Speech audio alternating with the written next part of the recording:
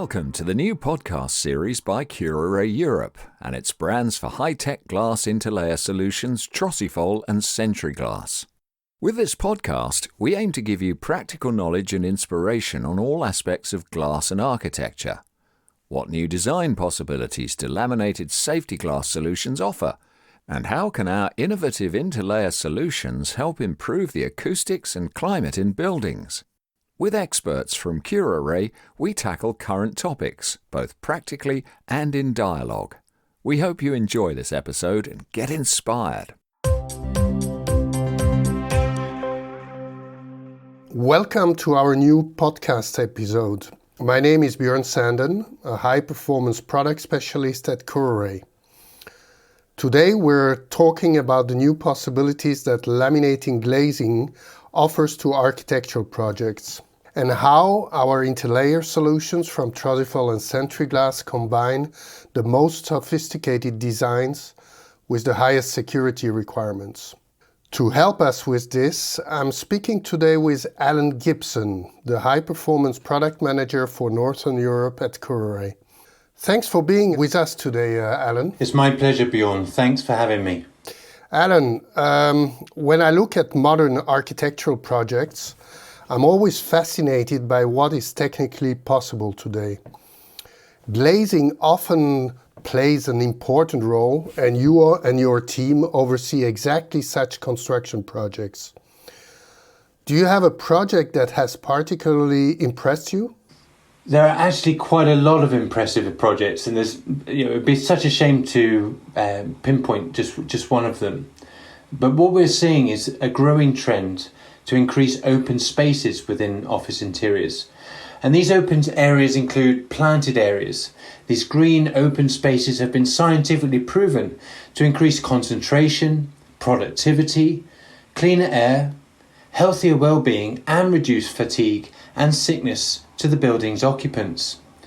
And with this specialist glazing, the plants receive perfect light conditions, and there is a natural overall impression from the outside. But these types of projects show a clear trend that architects and designers want more and more elements that perfectly fulfill their tasks in the building with minimum visual impact.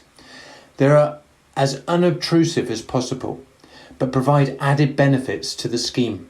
So what exactly do you mean with unobtrusive? Do you have some examples of invisible architectural elements? Well, a great example is balustrades. They are important as a fall protection, but they often block the view or give the building a really bulky look. One solution is to use glass balustrades, and they give a building a more spacious look and also let more daylight into the building. There's other examples like overhead glazing, canopies, glass roofs. In buildings they have an important function. Not only just they increase daylight, but they also provide solar shading and of course shelter.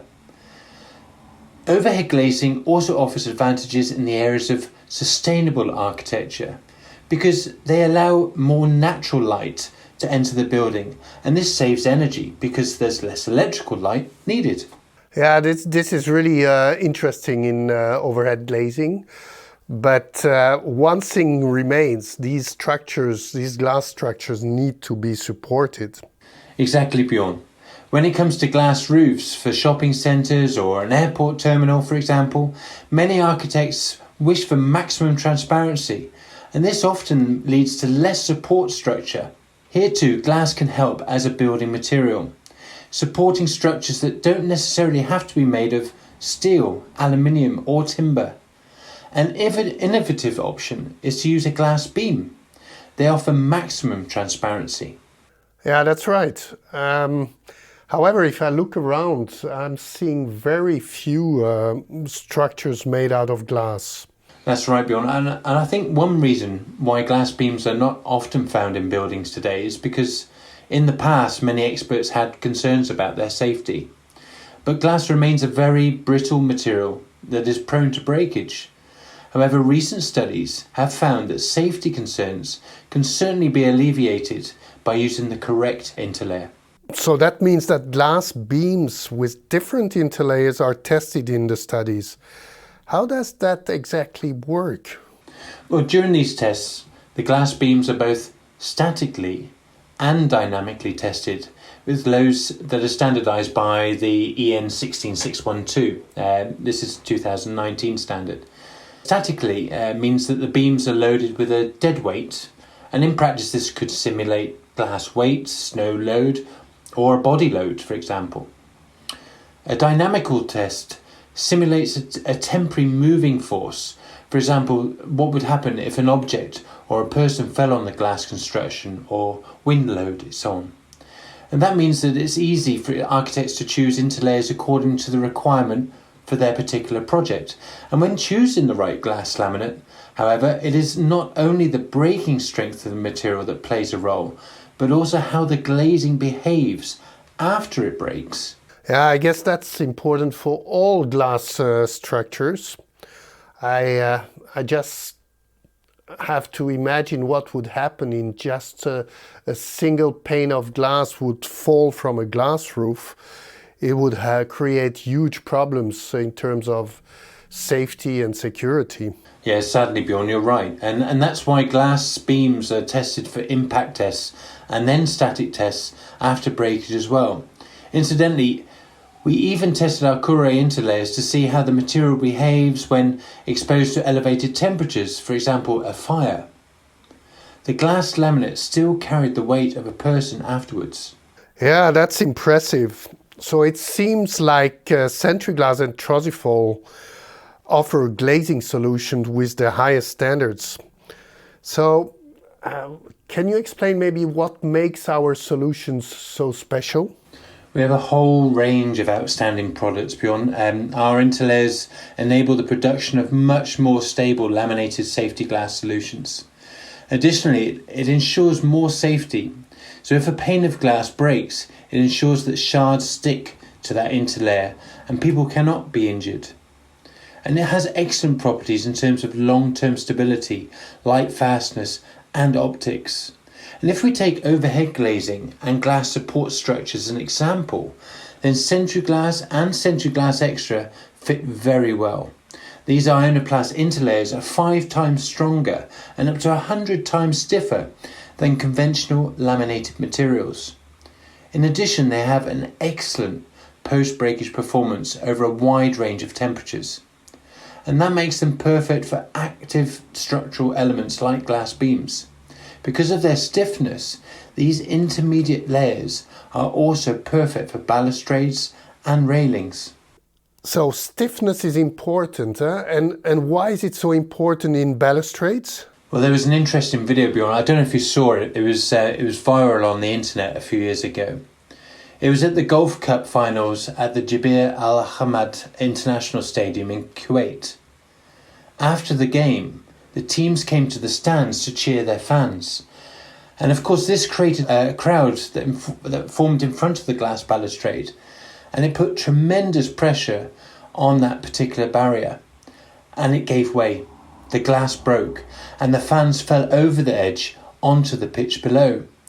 Now several people were injured, but luckily no fatalities. After that accident, you could see how the broken glass, it just hung over, flexible, like a wet blanket over the side of the grandstand. The planners had probably chosen just a standard PVB interlayer here instead of a structural interlayer. Okay, and what would have happened if they had now selected a structural interlayer like Centriglass? Do you think it would have prevented the accident? Well, we can't always say whether it would have prevented it, but we would certainly know that an Ionoplast balustrade would have probably cracked as well. However, the stiff interlayer would still have given the balustrade that post-breakage strength. The balustrade would have stayed put and continued to function as a barrier, and that would have prevented the fall. Okay. Well, we talked in the last few minutes a lot about overhead glazing and balustrades, but what I've seen around a lot, and I really like the look of it, is floors, stairs, and even bridges made out of glass. Yeah, you're right. It's certainly something that I wouldn't want to personally experience because I'm afraid of heights. But a very good example that comes to mind is the Glacier Skywalk in Brewster, Canada. It's a 500-metre long glacier skywalk, and it allows visitors to enjoy a beautiful panoramic view over this Unwapta Valley, and it's 280 valley that's 280 metres below. Now the best part is the viewing platform, with a glass floor which arches 30 metres above the abyss. Well, I've seen the pictures, and it's really a very thrilling project. But I'm not sure what kind of structure was used for that bridge. Well, in general, our intermediate interlayer, Trosifol Extra Stiff, and Sentry Glass are both excellent for structural applications such as bridges or stairs, and they show a superior structural strength, toughness, and elasticity, a high clarity and excellent edge stability, and a high shear modulus. And of course, both have excellent post-breakage performance. Incidentally, our interlayers not only enable completely new glass construction applications, but they also allow graphic elements to be incorporated within the glazing. In fact, most of our interlayers can be printed on. Fascinating. Where can printed interlayers be used? There are numerous possibilities, Bjorn. Not only is it used in our new product, Bird Secure, it's a bird-friendly solution, but the Jomo Kenyatta International Airport springs to mind. This is in Kenya, and has a facade completely decorated with the pictures of safari animals. It looks stunning. And the Ralph Lauren store in Baku.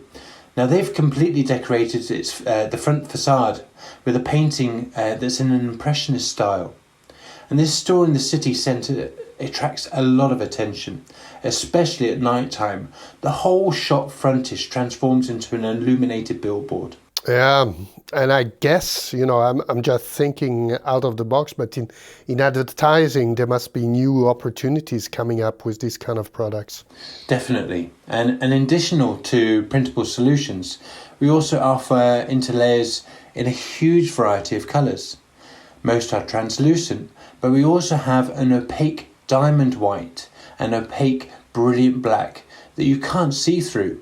And these are excellent when used on walls to hide cabling and so on. And they're a lot thinner than perhaps using a drywall system.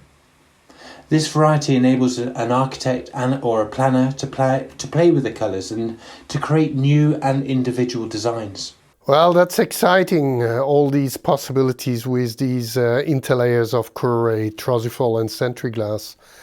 It really extends design possibilities, and I was just wondering how do our listener and customers, when it comes to choosing the right solution, what kind of support can we offer to them? Very good question. On one hand, we have a comprehensive advice that's available from our service team. But we also offer various calculation tools on our website, and these are free to use and downloadable. You can use them on your mobile phone or use them on your PC. For example, Trosifol Win SLT. This is used to calculate solar energy performance. And then there's our SoundLab app, and this allows you to play about with the acoustic performance of interlayers. And then we have Trosifol Glass Global. For its this allows you to choose the right choice for static calculations on balustrades, glass beams that we mentioned earlier. Yeah, these sound like really helpful tools. So anyway, we were almost at the end of today's podcast episode, and I have really enjoyed talking with you, Alan.